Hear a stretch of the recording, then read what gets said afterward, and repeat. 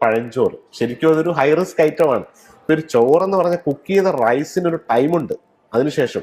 പിന്നെ അതൊരു ഇന്റർനാഷണൽ സ്റ്റാൻഡേർഡിന്റെ ഇതിന്റെ രസം വെച്ചാൽ ഈ റൈസ് ഒരിക്കലും ഇത്ര മണിക്കൂറിന് ശേഷം കഴിക്കാനേ പാടില്ല. ഡംപ് ചെയ്യാനാണ് യൂറോപ്യൻ സ്റ്റാൻഡേർഡ്.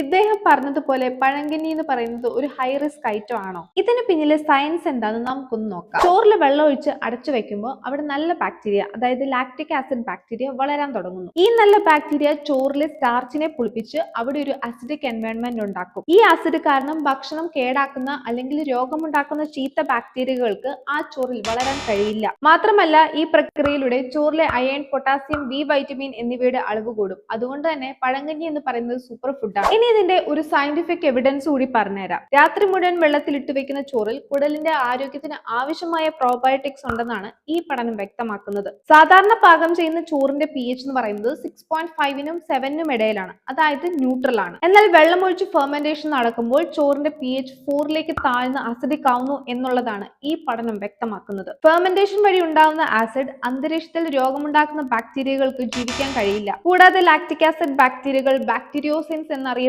ചില പ്രകൃതിദത്ത ആന്റിമൈക്രോബിയൽ കോമ്പൗണ്ട്സ് പുറപ്പെടുവിക്കുന്നു എന്ന് തെളിയിക്കുന്ന ജേണലാണിത്. മാത്രമല്ല ഈ പഠനങ്ങളിലെല്ലാം പഴങ്കഞ്ഞിയിലെ നല്ല ബാക്ടീരിയകൾ ചോറ് കേടാക്കുന്ന ബാസിലസ് സീരിയസ്, ടൈഫോയിഡ് ഡയറിയ ഉണ്ടാക്കുന്ന സാൽമണല്ല സ്പീഷ്യസ്, ഈക്കോളൈ, സ്റ്റെഫലോകോക്കസ് ഓറിയസ് എന്നിങ്ങനെയുള്ള ചീത്ത ബാക്ടീരിയയുടെ വളർച്ചയെ പൂർണ്ണമായും തടയുന്നതായി ലാബുകളിലും തെളിയിക്കപ്പെട്ടിട്ടുണ്ട്. അപ്പൊ അത്രയേ ഉള്ളൂ. ഇതുപോലുള്ള ഇൻഫോർമേറ്റീവ് വീഡിയോസ് ഒക്കെ ആയിട്ട് നമുക്ക് വീണ്ടും കാണാം. Like, share and subscribe.